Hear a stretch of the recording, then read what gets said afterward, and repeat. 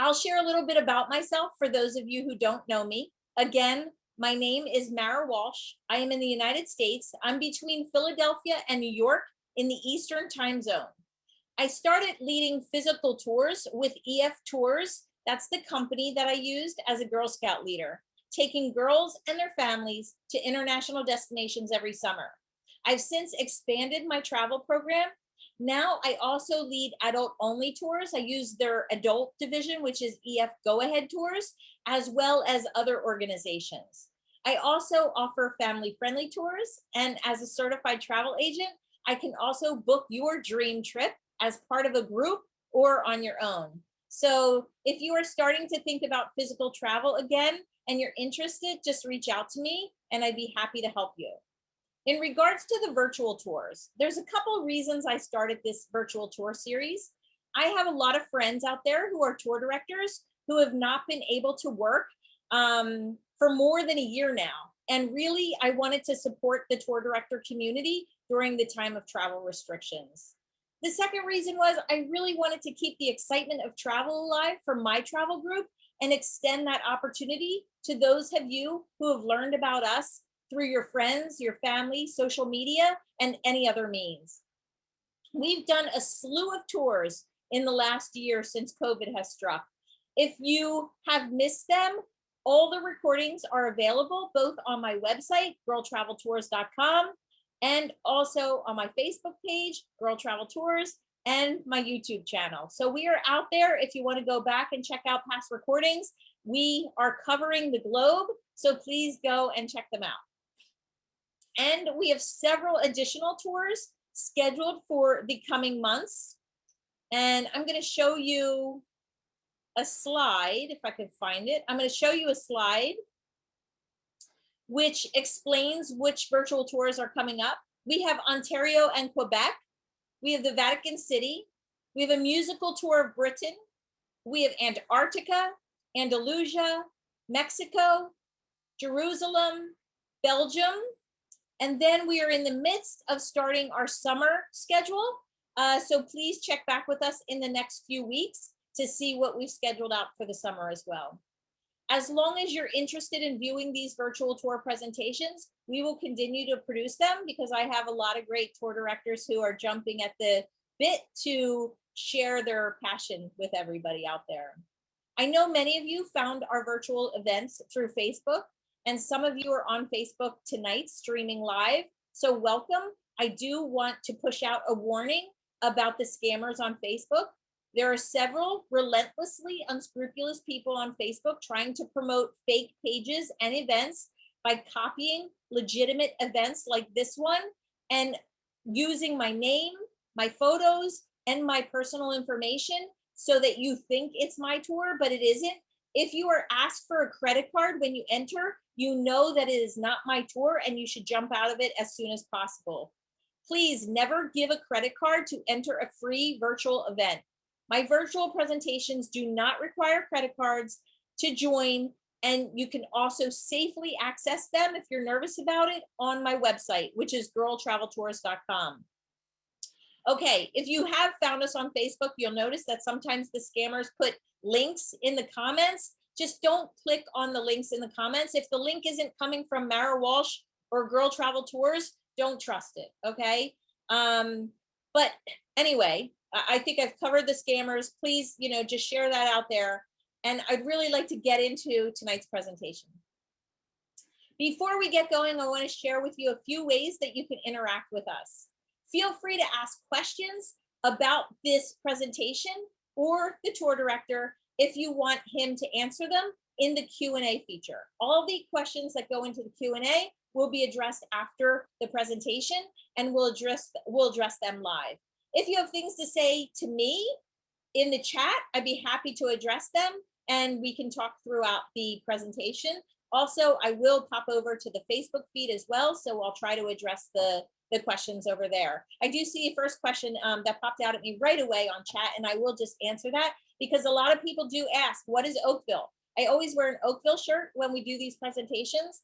Oakville is the name of our Girl Scout group, and that's where I started doing physical tours. So I always wear an Oakville Girl Scout t-shirt when I do these tours. We always leave our destination when we go on a physical tour with these shirts on. So every time I take a virtual tour, I want to imagine that I'm actually going on a real tour. So I use my departure t-shirt, which is an Oakville t-shirt. It does not mean I live in Oakville near Ontario, Canada, but it is the name of our group. So that's what we have in common with Oakville. And I'm sorry to digress. I will get back on track right now. Okay, so let's do a live interactive poll. We always do a poll to start our presentation. And today's poll is a little bit different because we're not actually going to an actual place, but we are dealing with British royalty. So what's your connection to the British royal family? I visited Great Britain and learned about the royals. I plan to visit Great Britain and learn about the royals. I'm thinking to visit and I want to learn about the royals, or I'm solely interested in this from a virtual standpoint. Or the last one that I added was, my only connection is watching The Crown. So I'll give you a minute or two to answer this question, and then I'm going to share the responses with the audience.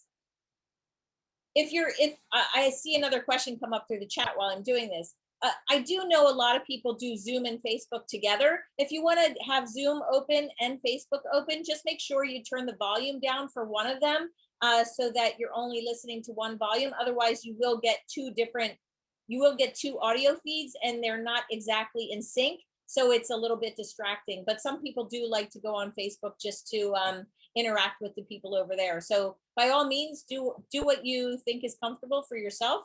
Okay, I think I've given you enough time. I'm going to end this poll and I'm going to share the results. So this is helpful for our presenter because we have a pretty decent amount. 57% of our audience has been to Great Britain and knows a little bit about the royal family. So that's awesome. I think that will help in going. And as always, we have a great following for our virtual tour series. So there's people here, about 18%, that are just interested in learning about it virtually. So that's great. Thank you and welcome.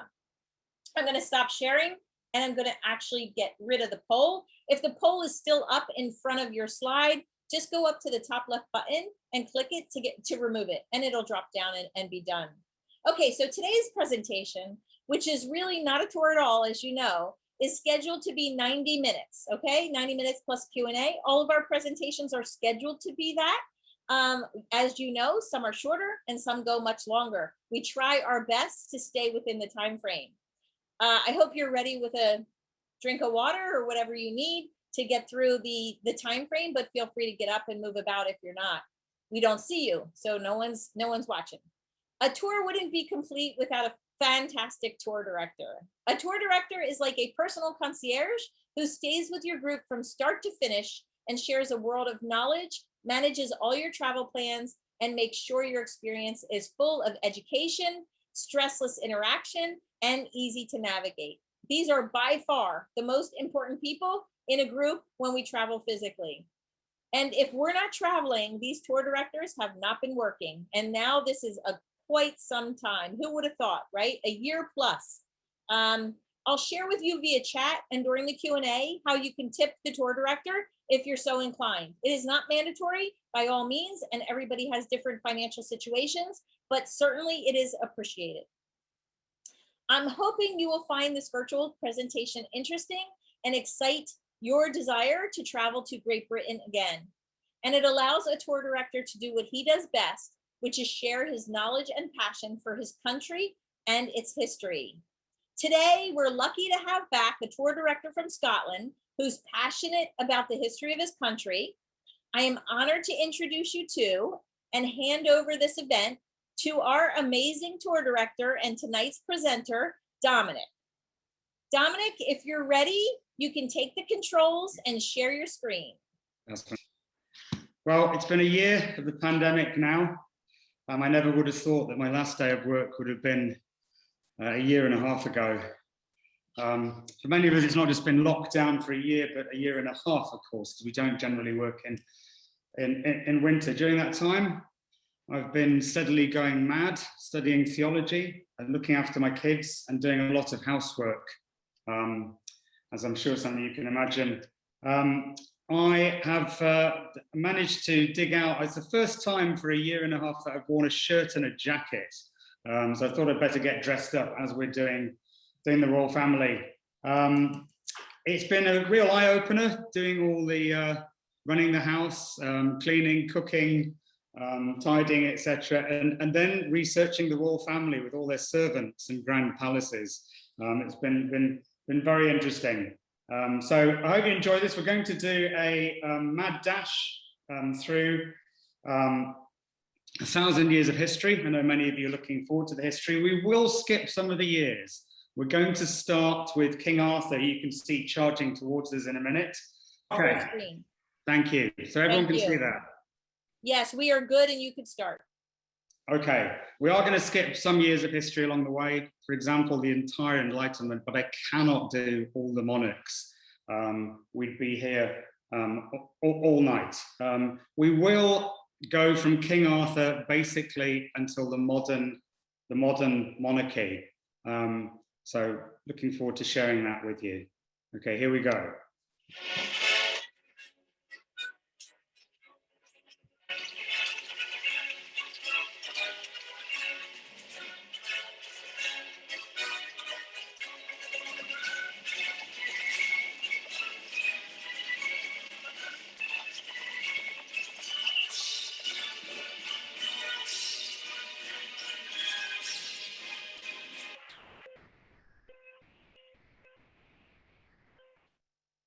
Wonderful.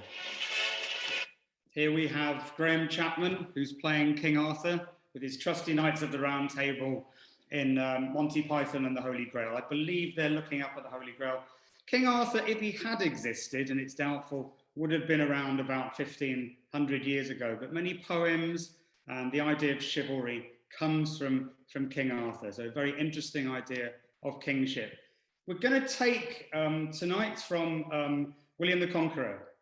So this is 1066. If there's one date that everyone in Britain knows, it's 1066. William came from Normandy. He had been promised the throne by Edward the Confessor, who gave us Westminster Abbey. And unfortunately, Harold Godwinson seized the throne on the very day that Edward died. And William prepares a fleet to invade and changes the course of history.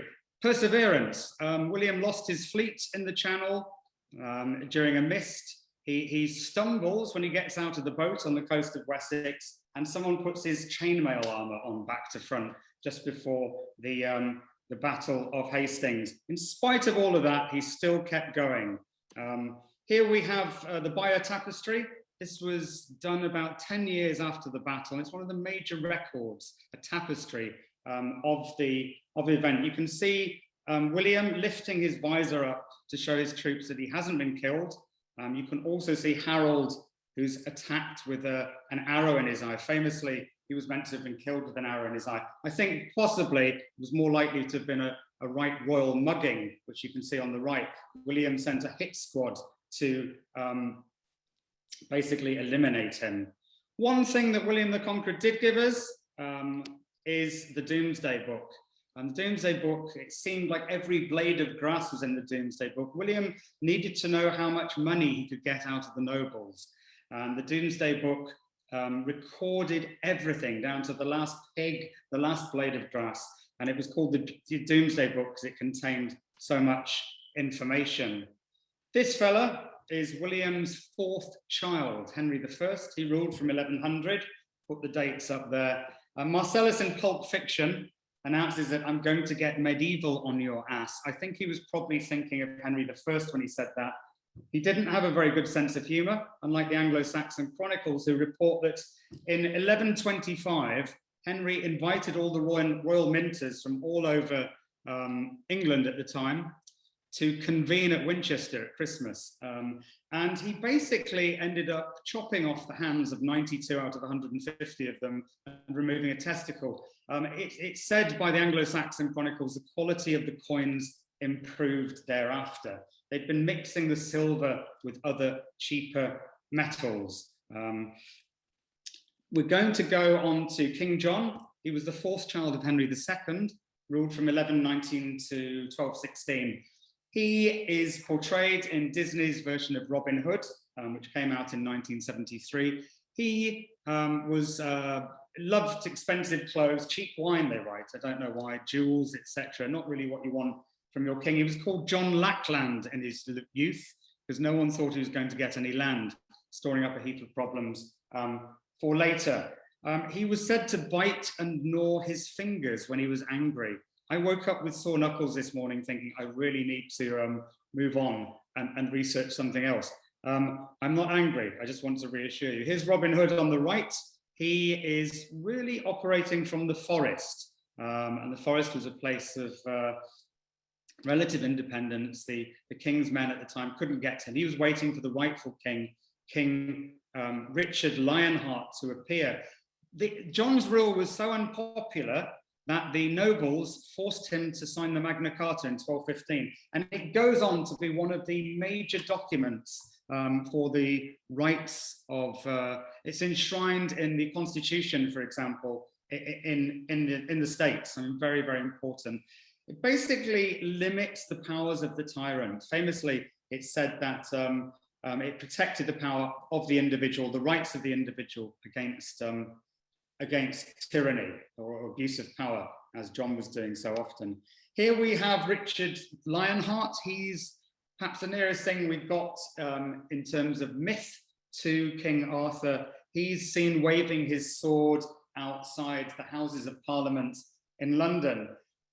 Everyone slates John, his brother, but Richard was difficult himself. It's announced by the chroniclers that he harried his father to death. I still have to work out what that means. It sounds awful.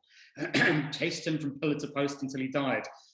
He also was not really interested in being a good king. He just wanted to get as much money as he could and go on the Third Crusade, which he duly did.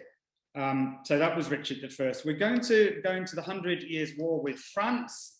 I wanted to briefly mention the two battles which, if you do know your British history, you'd be aware of. The Cressy, that was in 1346, and the Black Prince won that battle against the French, and the Battle of Agincourt, which was in 1422. Henry V won that. There's a famous speech in Shakespeare, which we get a lot of our ideas of kingship from. There was a legendary advantage gained by the longbowmen, particularly from Wales at Agincourt. They were completely outnumbered, but returned successfully against all the odds. The next slide I'm going to show you is interesting. The next slide is interesting. It's Richard III. He was vilified by the Tudor propaganda machine. So briefed against as early as the 15th century. He was vilified for apparently murdering the twins in the Tower. They think they might have discovered their bodies. They've discovered his under a car park in Leicester. But the twins in the Tower were rivals to the throne. And somewhere along the line, they disappeared from view. Richard III had curvature of the spine. So it was quite easy to exaggerate his features. It was a time when Shakespeare was writing when your physical self, your outer self, manifested your inner morality. So we definitely not accept that now. But at the time, the painter, you can see if you get up close to the painting, not really on this slide, the painter has raised the right shoulder.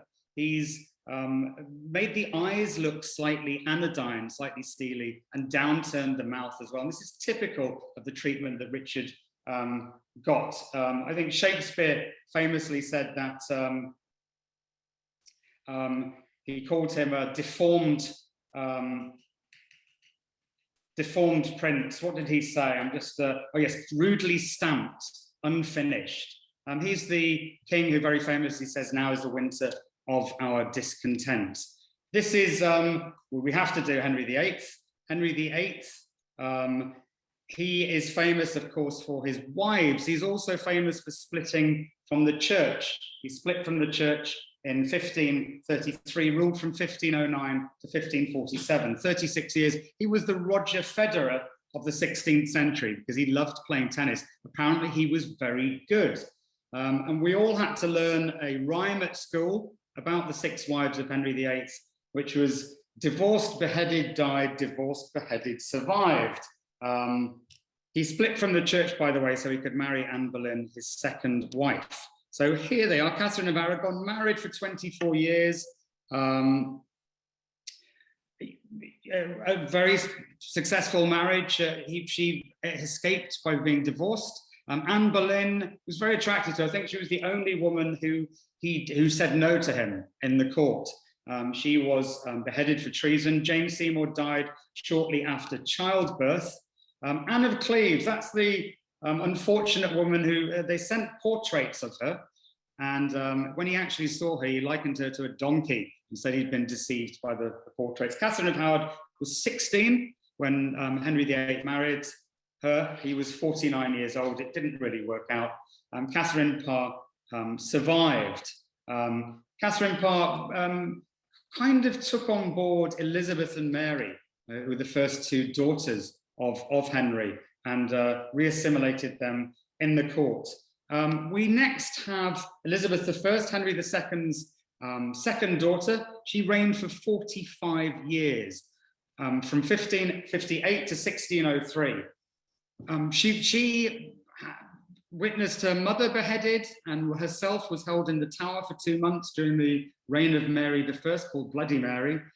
She was one of the greatest rulers of all time, presided over the age of exploration. Look at the jacket on the right. I wanted to give you a detail of that.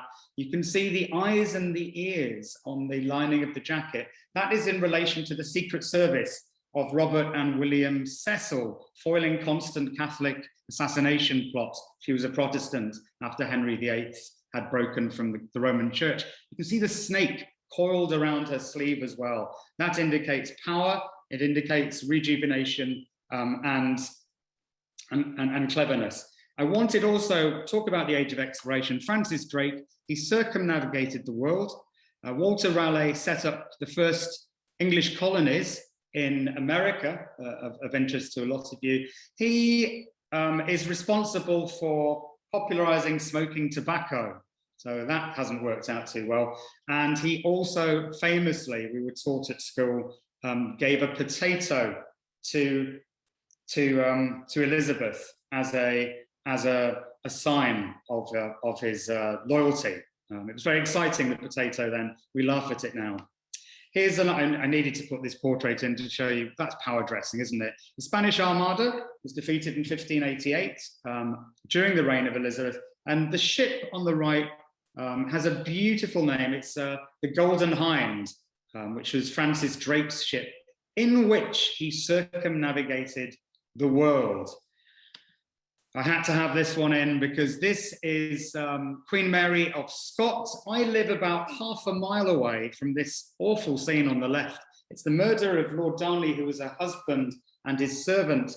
Basically, Lord Darnley was outrageously handsome and very annoying.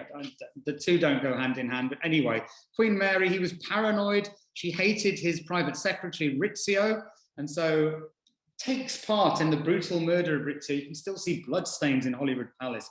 She is reputed to have ordered the bomb that blew up at Darnley's house. He must have seen something which spooked him, so he runs away with his servant and is strangled in the orchard. She then marries Bothwell 3 months later. He was one of the main suspects in the case. So what do we learn from this? Don't mess with Queen Mary. She doesn't care what the press think. Here we have Prince Charles. Prince Charles comes to the throne in 1625. He still believes in the divine right of kings.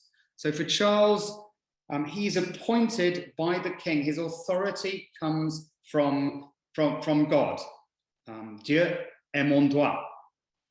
He rules, he wants to rule without Parliament. He doesn't want to constantly ask them for money. He just wants to take it. It doesn't go down very well. In fact, he disbanded Parliament for 11 years during his rule.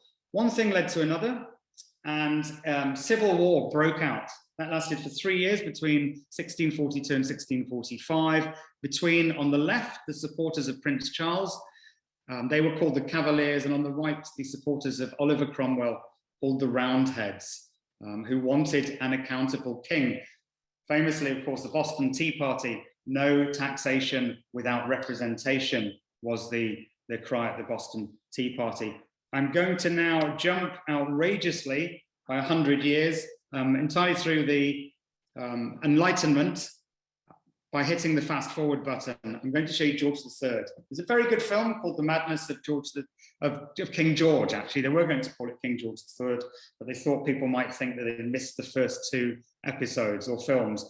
Here is Nigel Hawthorne as George III. He ruled between 1760 and 1820, one of the longest monarchies. During the last, he had 15 children, by the way. Can you imagine 15 children in lockdown?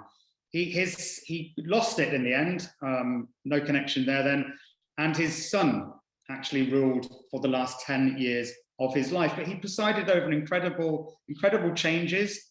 He presided over the loss of the colonies in North America and also the struggles with the Republican and Napoleonic armies in Europe, culminating in the defeat of Napoleon in the Battle of Waterloo at 1815. He did give us this lovely, lovely carriage. It's the gold state coach. It's still used by the royal family. It cost a cool $1.5 million in today's money. He also bought Buckingham Palace, which is interesting, because Queen Victoria ended up living there as the first monarch. And we go on to Queen Victoria now. She was called the grandmother of Europe. So many of her children seem to be ruling different countries in Europe. She looks grand. She also looks slightly severe. People always think of her as being slightly grumpy. In those days, if you took a photo of someone, they had to be still for a minute. They were often called daguerreotypes, and they weren't the kind of, mobile phone photos that we have today. You seriously had to be still for a minute, so no smiling.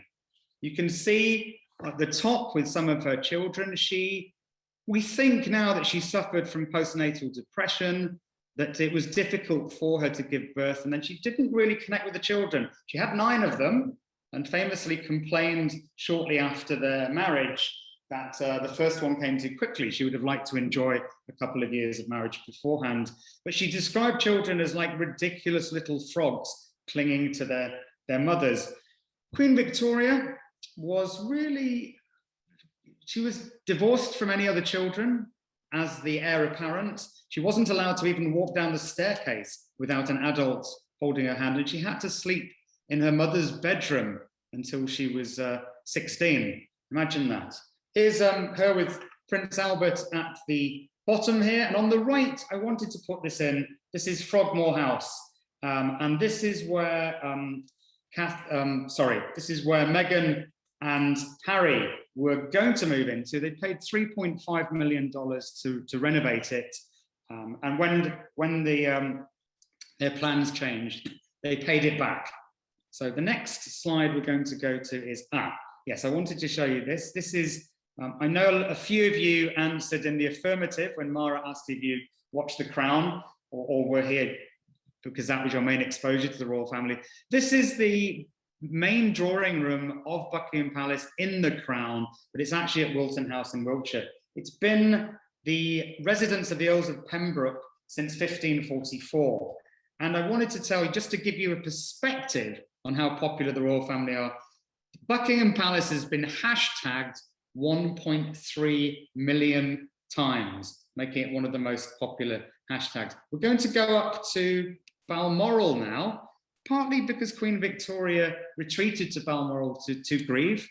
40 years she ruled without her husband by her side. And also to let you know that the Queen, even to this day, spends 3 months here each summer. It's very, very popular with the royals. You can see how beautiful the surrounding countryside is. My friend told me, Simon, that he had a great uncle Norrie, who worked there as the factor for 11 years. He had all sorts of stories. One that struck me was that if you come here for dinner, if you stay the night in Balmoral and you get dinner, you get a personalised menu, and you can choose anything from a vast menu.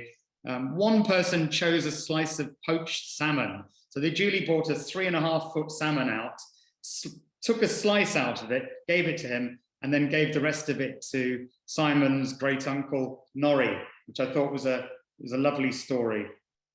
We're going to move on to Victoria again. The cartoon on the left comes from a cartoon in a satirical magazine called Punch. You can see Disraeli, the Prime Minister, he's presenting her with the title of Empress of India. He really shared her vision of empire. You can see on the right, at one point, the British Empire covered a quarter of the globe, although it doesn't really look like that from the map, and ruled over 4 million people. Just incredible. He also cleverly nearly bought the whole, a majority of shares in the Suez Canal to prevent the French from having total control. The Suez Canal connects really Europe with Asia, so it's very important for trade.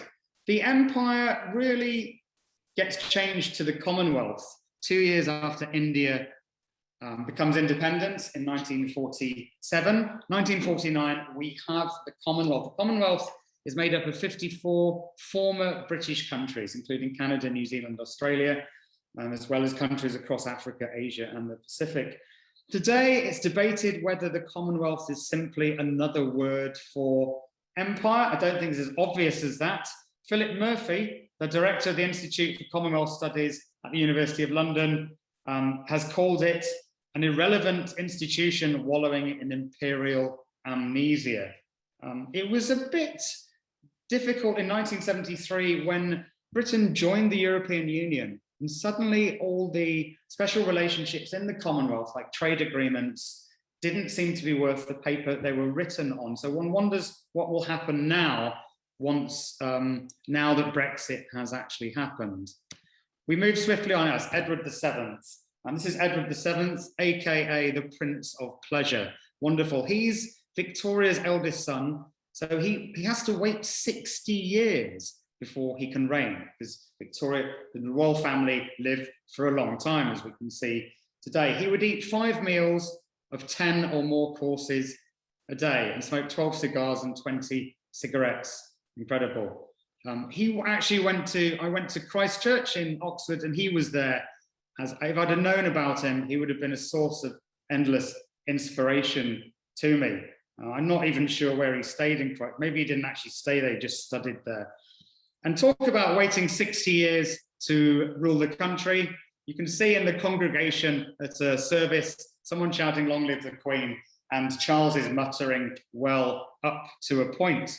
He infamously is portrayed as waiting to be king. Mara asked me to do a family tree for you. I think it was an excellent idea, just to get your bearings. If you want to take a screenshot of that, you can get this on Google as well. But we're going to be really interested in the left hand of the screen. My left, I hope it's yours as well. When we see, we go down from Elizabeth Bowes line, the Queen Mum, with King George VI, and we go down to the left through Queen Elizabeth II and Prince Philip.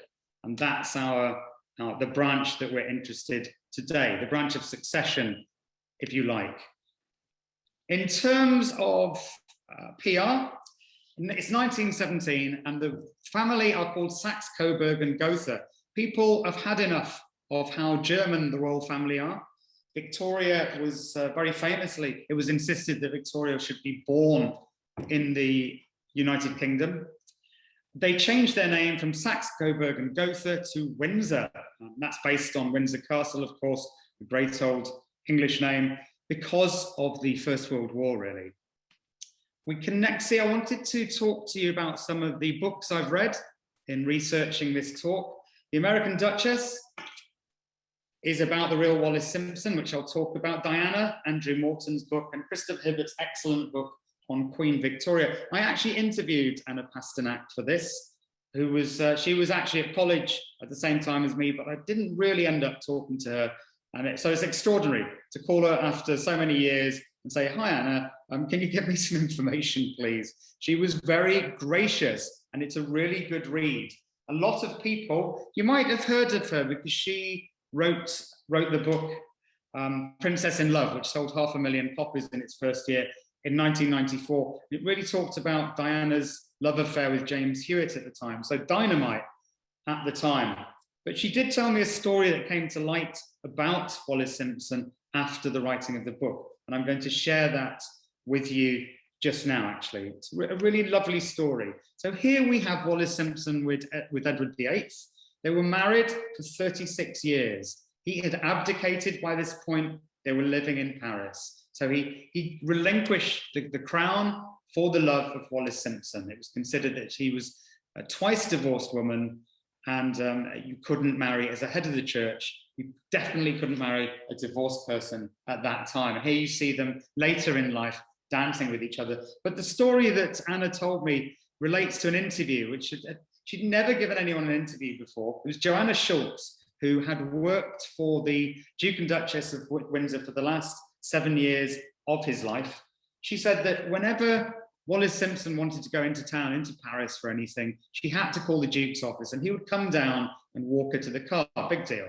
But whenever she came back, the driver of her car would call from the gatehouse to the Duke's office, and he would be there to greet her lovingly. It sounds really ordinary. It really touched me that she never left the house or arrived without being bid farewell or greeted. True love. Now, if there was one person in the world you would not want your photo to be taken with, who would it be? I'm just going to have a cup of tea.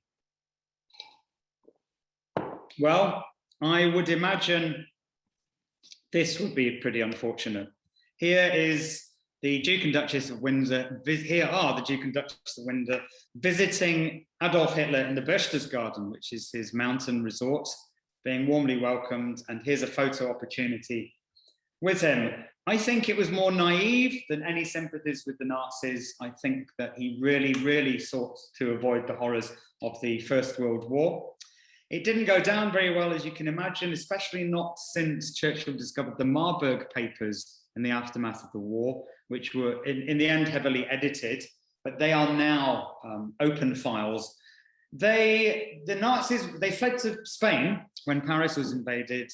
That I think the Nazis would have liked them to stay there in case Britain fell, and they would install them as puppet rulers. That was their plan anyway. The British government managed to persuade them to leave for the Bahamas, where they were out of harm's way. He abdicates, and who takes the throne? Not Colin Firth, although he plays George VI. George VI comes to the throne. Here he is with his speech therapist, Lionel Logue, the King's Speech. Speech therapist? King, what's going on? Well, what happens is Bertie has to take the throne unexpected. He is Queen Elizabeth II's father. So it's really, really interesting. He rules between 1936 and 1952, but the film opens with him giving a stuttering address at the closing of the British Empire exhibition. And it's really painful to listen to him. You wonder how on earth he's going to rule. I'm sure he does as well. The story is of the great friendship between Lionel Logue, the ultimate outsider, an Australian, unmedically trained, but an incredible friendship. And it's about perseverance. It's about George VI, played by Colin Firth, triumphing to the point where he can give, on the right, the first royal address during the Second World War. So it really explores friendship and courage. Next, I'm going to show you a slide again on the subject of true love. They were the Romeo and Juliet of the royal household, not the two in the front. That's Princess Margaret, who was 22 at the time. Behind her, over her right shoulder, is Captain Peter Townsend, who'd been the right-hand man of her father, George VI, was a war hero, and she was utterly in love with him. Unfortunately, he was 38. He had a wife who he divorced promptly and 2 children. And there's a very interesting episode in The Crown where Elizabeth II is torn between her love of her sister and her position as head of the Church of England, when you can't countenance a marriage between divorced people. So that she broke off the engagement 2 years later in 1955. 5 years later, Margaret marries Lord Snowdon, who's shown here on the right. It was the first royal wedding to be broadcast on television. 300 people tuned into it across the world, and it was shown from Westminster Abbey. They divorced 20 years ago, but they remained friends until Margaret's death in 2002. No talk on the royals would be complete without a corgi. So here's one of the 2 surviving corgis taking all the attention. No one's doing their job properly apart from the Queen Mother, who's oblivious to the presence of one of the, I think that's Candy. Anyway, you can see the Queen looking down at Candy. Margaret's trying not to laugh. Edward is definitely, he's wearing a cool suit, by the way, like something out of Saturday Night Fever. The policeman's giggling. All of them are looking at the corgi. Princess Elizabeth, sorry, got her first corgi on her 18th birthday in 1944. And they're very famously not completely house trained as well. The staff find them a bit of a nightmare, as you can imagine. There's a great scene as well when she had more corgis in the Crown, where she feeds them in order of seniority. I mean, just an incredible scene, really. When she is elected Queen, I'm going to wind the clock back a bit. It's 1952. She's seen with Prince Philip here. She has been driving Land Rovers all throughout her life. I think she's owned 30 in her life. Here she is in her favourite Land Rover during the coronation tour of 1953. She's shown in Jamaica here, and she's with Prince Philip of Greece. She was 21 when she married him. He's just 5 years older, and she's very, very much in love. It was very much a loving wedding. He's shown by her side during the tour. Now, on the subject of patents, because Land Rover do have a royal patent, I briefly wanted, here's the only Australian company with a patent. They make silverware, medals, etc. They make the Queen's Cup every year, Hardy Brothers. They are one of 800 companies that have provided goods or services to the royal family for at least 5 years. So to the senior members of the royal family. Coca-Cola are there. Gordon's Gin are there because the Queen likes a gin and Dubonnet before lunch, apparently. All sorts of companies are there. And this is the badge that you get on your article, and it's the royal badge. You can see the unicorn. Yes, Scotland has a mythical creature as its mascot. You can see the lion rampart. You can see the thistle of Scotland, the clover of Ireland, and the red rose of England. At the feet, Dieu est mon droit is the royal motto. It means God and my right. So the divine right of kings, basically. You can also see the Order of the Garter. Their motto is "On y soit qui mal y pense," means shame on him who thinks evil. And that is like a belt surrounding the shield. Here we have, I had to put this in. This is the Queen's favourite drink. Darren McGrady, who was the Queen's chef, told CNN in 2017, she likes a gin and Dubonnet. That's her favourite drink. Apparently it's 7 parts gin to 3 parts Dubonnet. I think it sounds better if you say it's 2 parts gin to 1 part Dubonnet. It sounds like, really, 7 shots of gin? I don't think they mean that. With lemon and ice. He also wanted to put the record straight. He says she doesn't drink every day, and she doesn't wake up in the morning and have a large gin and tonic, adding that her preferred drink of choice at dinner is apparently her favourite German sweet wine. We're going to move on to her husband now. This is Prince Philip, sorry about that. At various stages of danger in his life. I say danger because there are entire books published about Prince Philip's gaffes. He's notorious for putting his foot in it, but loved as well for most of them. Some of them are a bit rich. He was asked if he wanted to go to Russia. He said, "I'd like to go to Russia very much, although the bastards murdered half my family." He said that in 1967. He also asked a wheelchair-bound nursing home resident in 2002 if people tripped over her. He said, "People think there's a rigid class system here, but dukes have even been known to marry chorus girls. Some have even married Americans," he said in 2000. So there you go, Prince Philip. I've got a book of his gaffes, actually. We're going to go on to the Royal Yacht Britannia. This is Prince Philip talking to the yachties. They're called the yachties. Don't they look splendid? Here is Ronald and Nancy Reagan, who had their wedding anniversary. I think it was their 35th wedding anniversary aboard the Royal Yacht Britannia, which was doing an American cruise. That was in 1983. And down below, you can see part of the honeymoon cruise, actually, passing the Opera House in Sydney. This is the Queen's bedroom. You'll want to know where she lays her head at the end of a busy day. This is the Queen's bedroom in the Royal Yacht Britannia, which is actually in Edinburgh. It's in Leith, down next to the Firth of Forth, and you can visit 300,000 people visit it every year. Not this year, unfortunately, but that is the Queen's bedroom, and you can walk. It's an incredible yacht, actually. It's not really a yacht, but it's called the Royal Yacht. Other forms of transport. This is the Royal Train. It's 150 years old. Of course, it looks like a classic.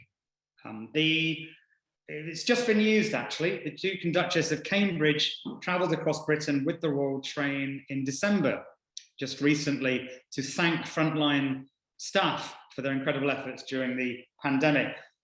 Some bright spark worked out that it costs about $180 a mile to use the Royal Train. In 2002, the press office released these two photos of the staff bedroom and Prince Charles, just to show people that they weren't traveling around on the Orient Express. It was to put people's minds at ease that they weren't traveling around in the same kind of style that Queen Victoria did. I want to talk a little about security now, because that flagged up quite strongly in the interview with Oprah Winfrey recently. Here's a catalogue of disasters. 1974, someone unbelievably tried to kidnap Queen Anne. His name was Ian Ball. He tried to kidnap her just outside Buckingham Palace. He waves a gun around, he shoots a police officer, the driver. Everyone survives, by the way. This does not end in tragedy. He shoots a passing tabloid journalist who tries to intervene. In the end, you couldn't script it. It's like a play. A heavyweight boxer who was passing from London hits Ian Ball on the back of the head, and he temporarily loses consciousness and ushers Queen Anne to safety. Apparently, not before Ian Ball had tried to get Anne out of the car. He'd asked her to leave the car. She said, "Not bloody likely," and apparently briefly considered hitting him. Not to be messed with, Queen Anne. In the end, they do get to safety. Everyone's treated successfully in hospital, and the Queen ends up paying off Russell, who's the boxer's mortgage, in gratitude. They all get various medals of honour for their troubles.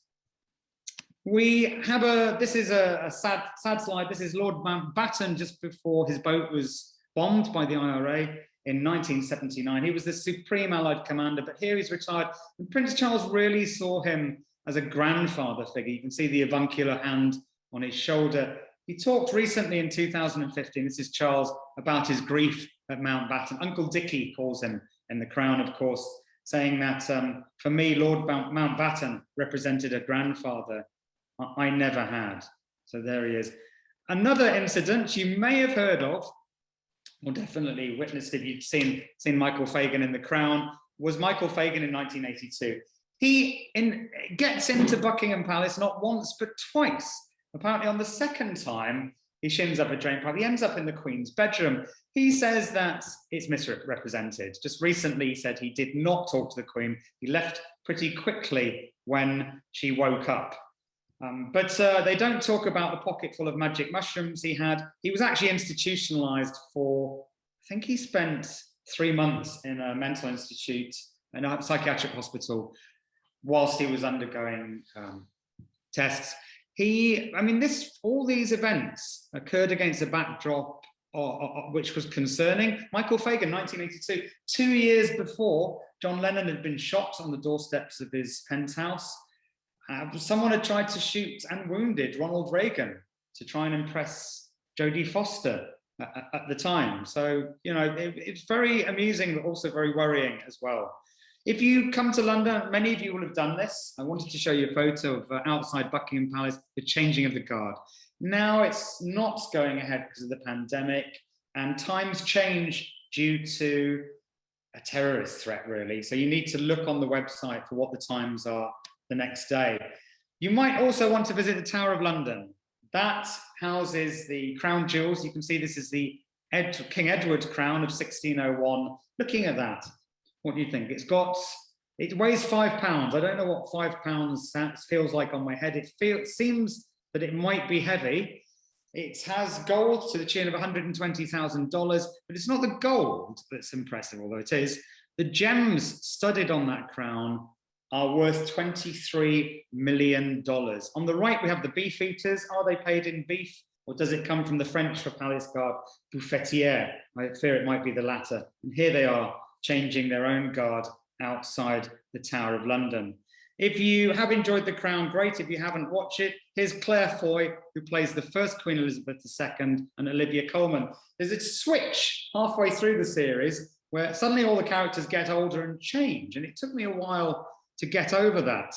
You can, I think Claire Foy was just brilliant as a young Queen Elizabeth II. And I think what she gave us was a psychological depth. She didn't just give us the technical outward appearance of the Queen, which Olivia Colman does pull away with later. To start with, she's very formal, kind of awkward. We can see all of that in footage on CNN or the BBC. We wanted to see the conflict, the human emotions behind the Crown, I think. And Claire Foy does that brilliantly. We also get to see Gillian Anderson as Margaret Thatcher. What a treat. There's a great discussion in one of the episodes about the dignified and the efficient, although in this case, the efficient, the Prime Minister, and the dignified. And the weekly meeting between the Crown and the Prime Minister is just one of the mainstays of how the country runs. You have a triumvirate of power. You have the church, you have Parliament, and you have the monarchy. And between them all, they tread a very thin, there's not much room for them, they tread a very thin path between tradition. I love G.K. Chesterton's quote about tradition. He said, tradition is the democracy of the dead, and between innovation and relevance. And I would suggest that they're in a state of constant crisis, either with a little c or a very big C at times. But that is the normal state of affairs. Moving on to, this is a lovely article by a writer for the New York Times in 1977, and I think there's some truth in it. Monarchy in Britain fulfills a public need for ritual, so the writers say, and every royal ceremony proves their point.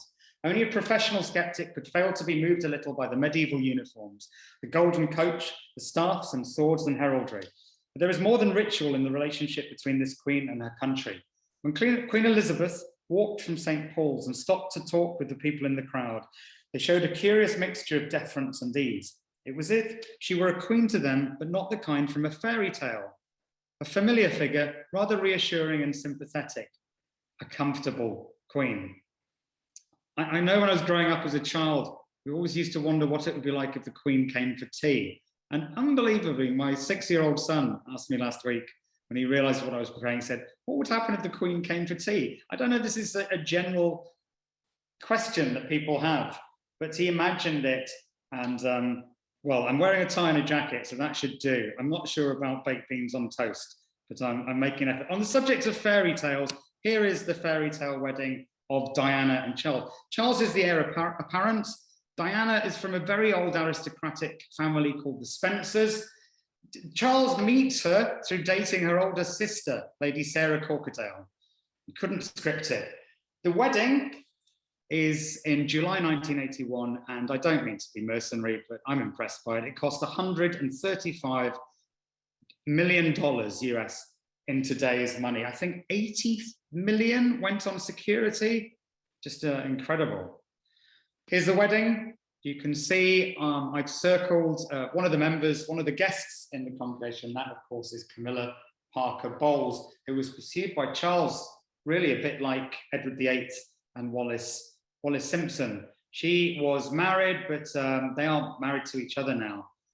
Diana didn't want her to come to the wedding. I think she already knew that something was amiss. Here are the engagement photos. Here is the engagement photo, sorry, outside Buckingham Palace with Charles and Diana. Really, really, people were excited that he had proposed to her. And here are Elizabeth Debicki and Josh O'Connor from The Crown. I keep talking about The Crown, but I really loved it. I thought it was amazing. Diana was loved, absolutely adored by people. And here she is on her first solo tour. She is in New York, in Harlem, actually. That's one of the AIDS clinics there. And the world's cameras in front, behind her, but she picks up a 7-year-old boy who's dying of AIDS and hugs him. And she does more in that moment dispel the erroneous, we now know, fear that you could catch AIDS through casual contact. And she was really, really pioneering in that, absolutely loved by the Americans for that.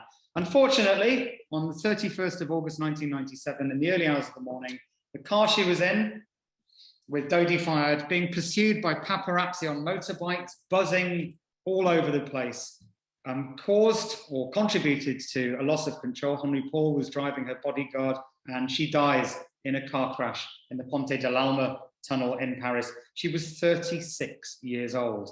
The whole nation went into mourning. Diana was offered a reinstatement of her title because you see she's divorced by this point.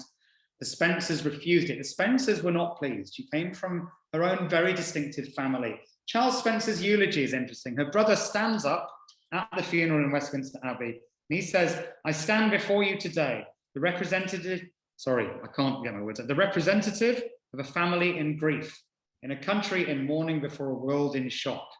Someone with a natural nobility who was classless and who proved in the last year that she needed no royal title to continue to generate a particular brand of magic.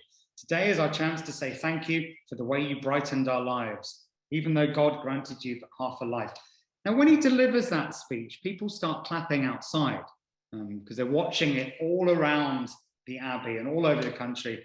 And the ripple of applause breaks into the Abbey. You can hear it on the television, and everyone starts clapping from the entrance to the Abbey forwards. It's a great moment.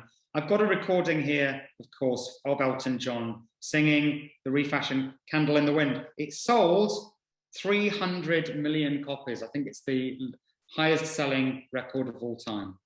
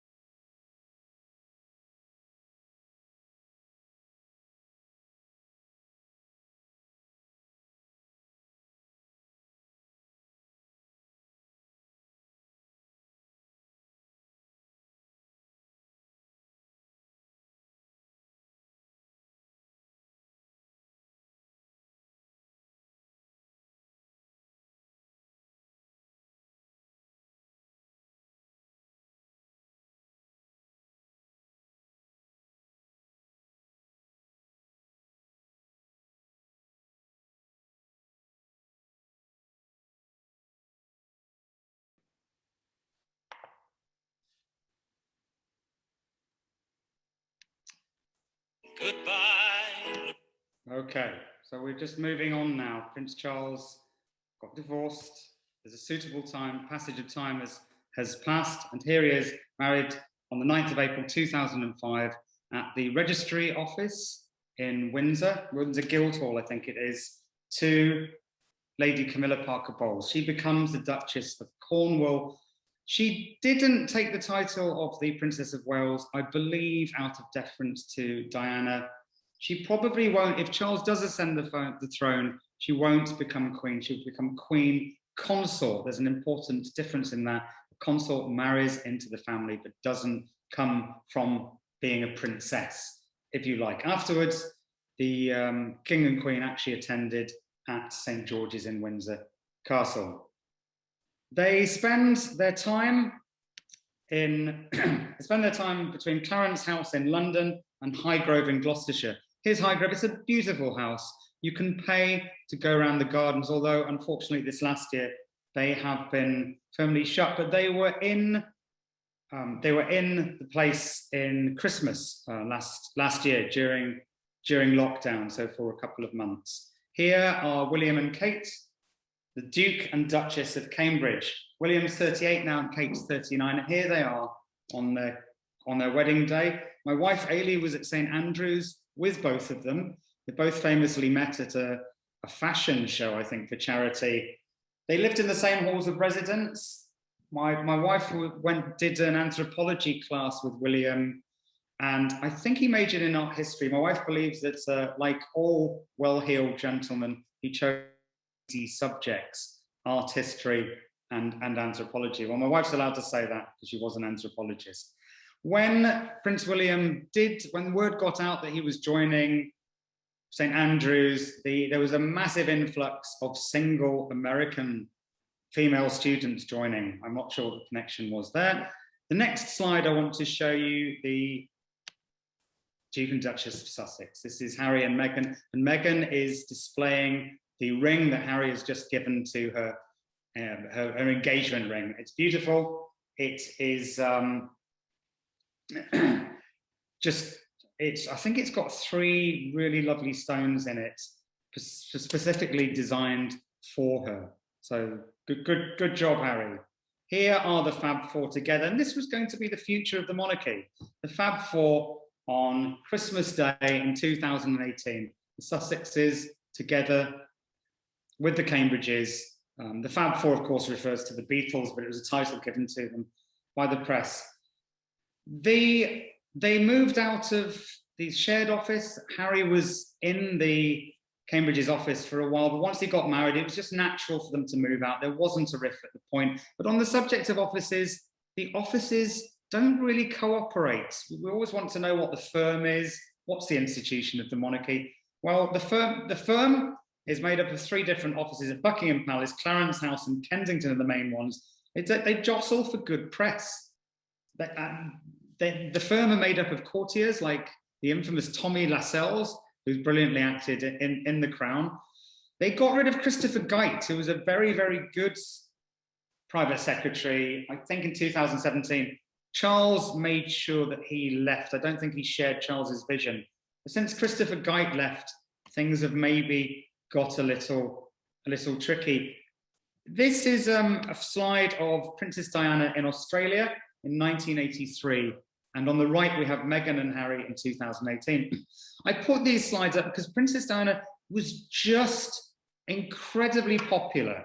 There's this great story about if Charles and Diana separated, one did one side of the street and one took the other side, everyone would hope that they were on Diana's side. No one was interested in Charles, and he became jealous. He's the heir apparent. He didn't like her having all the attention. She didn't ask for it. She was mortified, but she just had a way with the people. On the right here as well, Meghan, famously praised as like the sun shining over Sydney Harbour. And that caused problems because suddenly maybe they were too good at their job. Maybe they are incredibly charismatic, incredibly popular. And there's a whole kind of insane, there's a logic behind the monarchy. The heir apparent has to be in the spotlight. The spotlight has to be on the monarch first and foremost, and then the heir apparent down the line. If it's seen that other members of the royal family are taking too much oxygen in the room, as it were, then alarm bells ring. And that's exactly what happened. I think Harry and Meghan mentioned that as well. Similar to Diana and Charles in that respect. Harry mentions in the Oprah interview that the family had driven away a great asset, and he means Meghan. But that talent and that connection with the people always has to be on the Windsor's terms. So maybe the Markle sparkle and outrageously causing a problem. The success of the visit seems to have made William and Kate appear a bit wooden. So there were lots of photos of William and Kate and their children shortly afterwards. The next slide, this is some of the press and the treatments that they've meted out variously to Kate and Meghan. An avocado becomes a typical food for Kate, and for Meghan Markle, it's linked to human rights abuse and drought. Apparently the flowers at Meghan Markle's wedding were life-threatening to one of Andrew's children. For Kate, they would just say it with flowers, just a positive against a negative. I'm now going to show you, talk about negatives. I'm going to show you Prince Andrew. Who is Prince Andrew? He is Charles's second younger brother, and Prince Edward's his third. Prince Andrew, he's shown here with Emily Maitlis. Is it just me, or is Emily Maitlis dressed like a Napoleonic drummer, marching him to his doom? He had a car crash of an interview, trying to deny that he was close friends with that Jeffrey Epstein, Ghislaine Maxwell, tried to deny that he ever danced with Virginia Goithra in a nightclub. What was the nightclub called? Tramps in 2001, saying he didn't know where the bar was even. Said there's one problem with that story. I don't sweat. Ever since the Falklands, I don't sweat. After that interview, Charles stormed into the offices at Buckingham Palace and demanded that Queen Elizabeth cut him off from his £249,000 annual allowance and remove him from the public eye. So maybe a bit of sibling rivalry, but it was a disaster. It didn't go very well at all. I'm going to play you, on the subject of interviews, I'm going to play you the very famous one from 1995 with Martin Bashir and Princess Diana. I'm going to play you the more recent one, of course, with Oprah Winfrey and Meghan Markle, both of them flagging up a problem. And I think that problem is mental health. According to press reports, things became so difficult that you actually tried to injure yourself. Is that true? When no one listens to you, or you feel no one's listening to you, all sorts of things start to happen.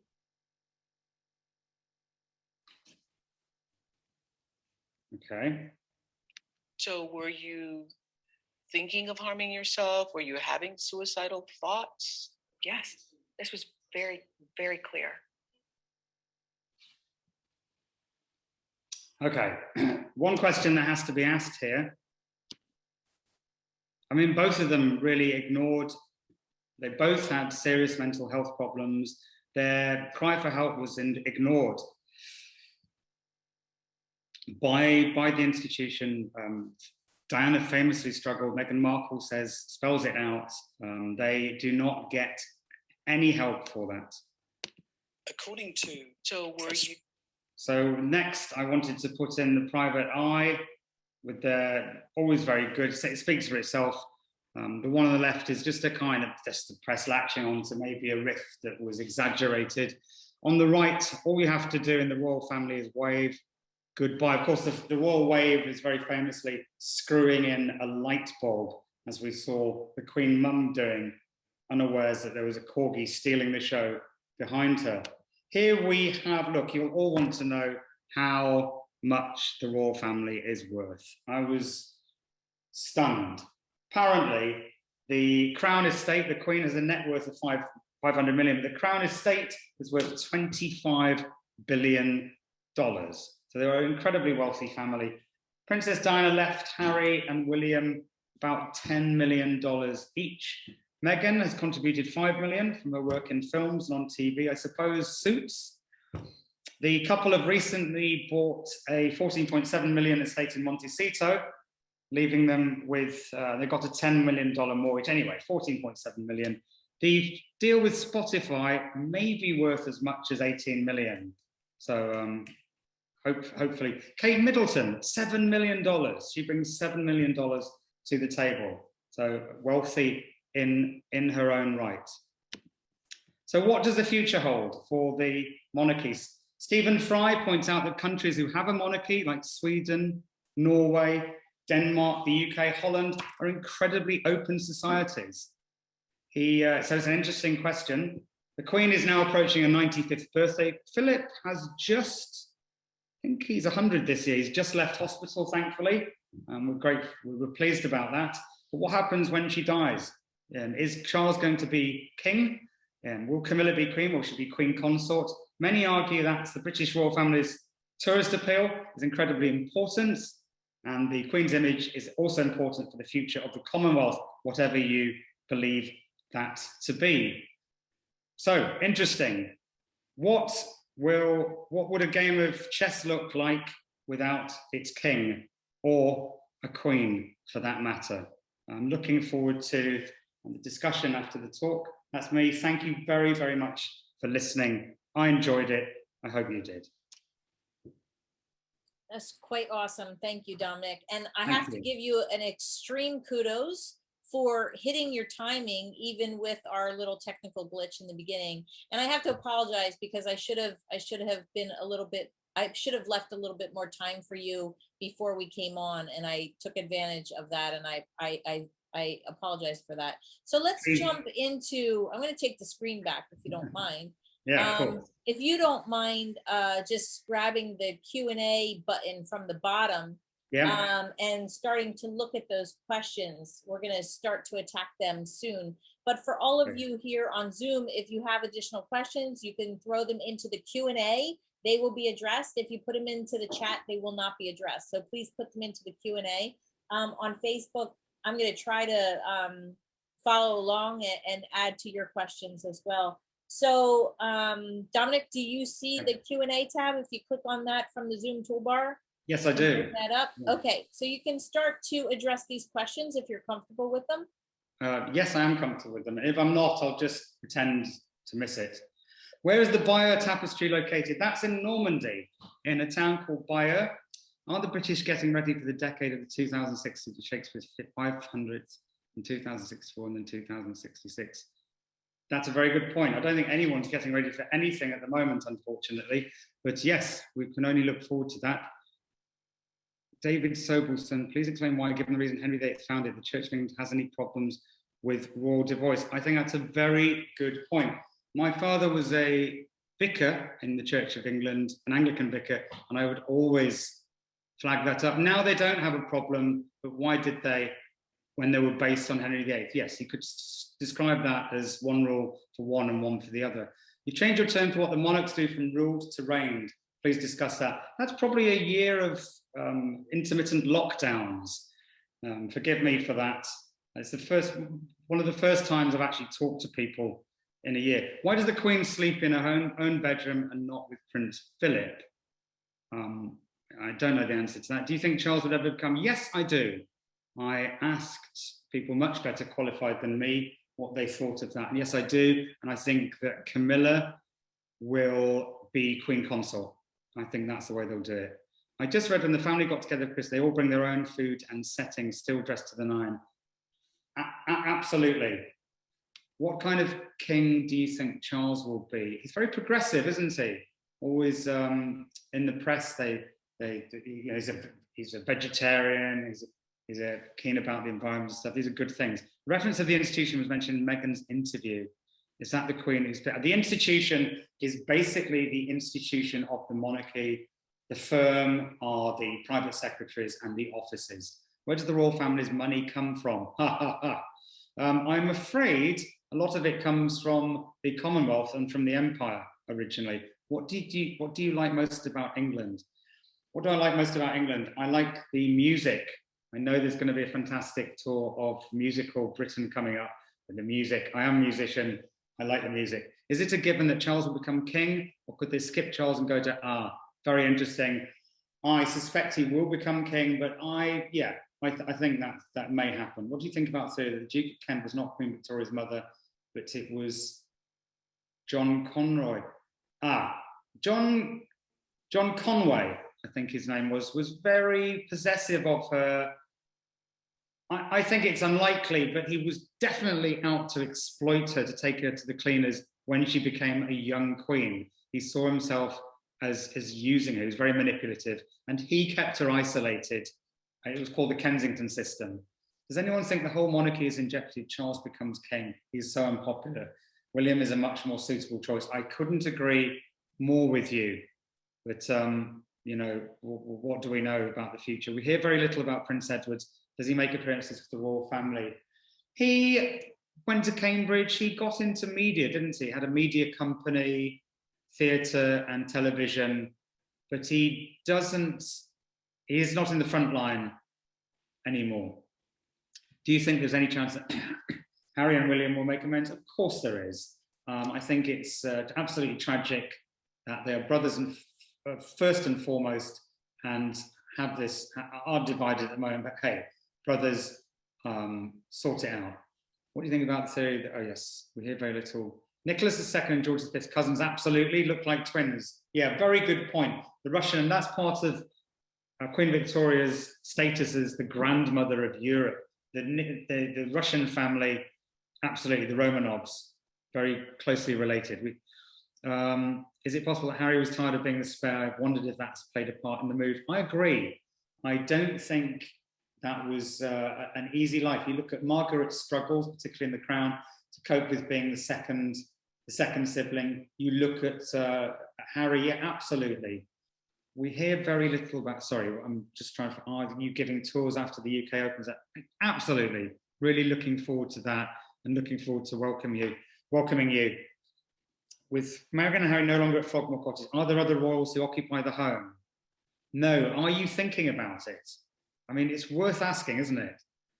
I'll be the butler or whatever. I can organise a whole team. Do most Brits think Harry and Meghan betrayed the monarchy?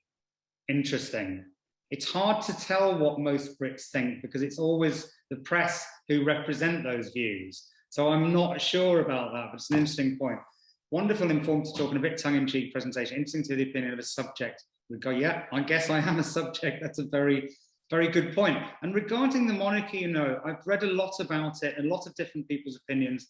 I think, and this is going to sound very British, but I don't have a strong opinion. I'm not sure. For many people, I'm not what you would call a royalist, but I'm not a Republican. So the jury is out in my humble little life. How much money is the monarchy costing to the UK taxpayers? I'll check that out. I'm not sure about the answer to that.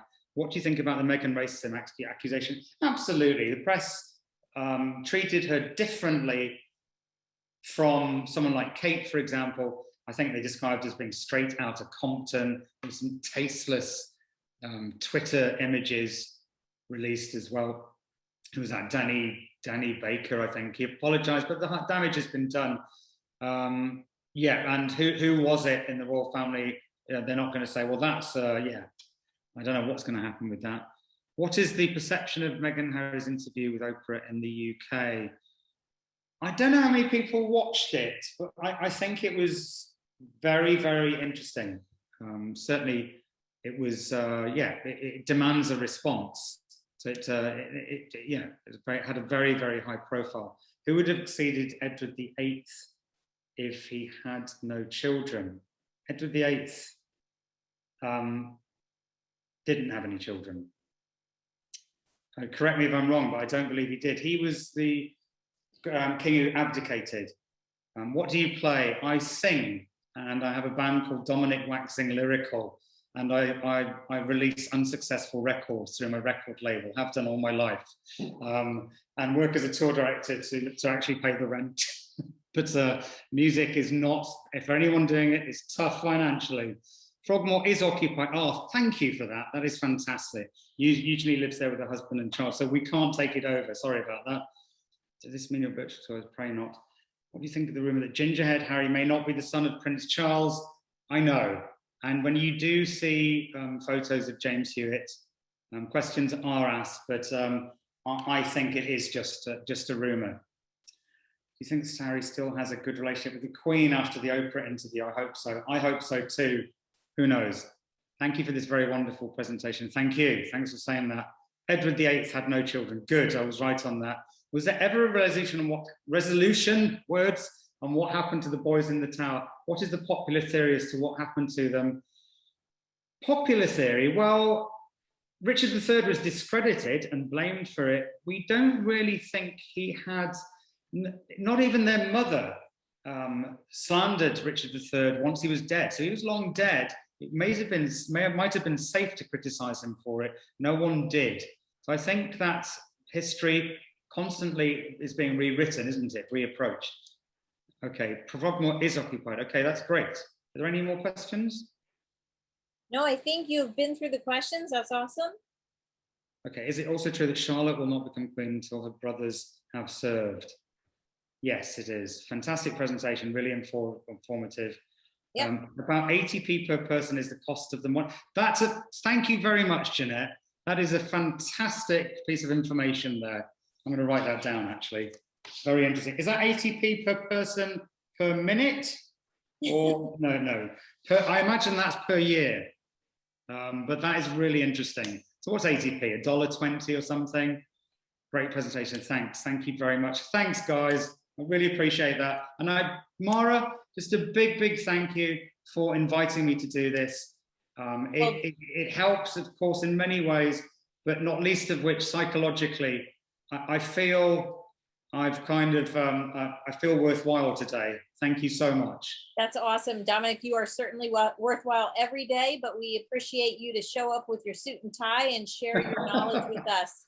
So thank you very much, as always, to the audience as well. Without you, these would not be possible. So we really appreciate it. As you know, these are every week. I either do them on Tuesday or Wednesdays. Next week, you can join us for Ontario and Quebec. But tonight, we thank you, Dominic, for a look inside the royal family of Great Britain. For all of the rest of you, Pleasure. I will see you next week. Thank you and see you.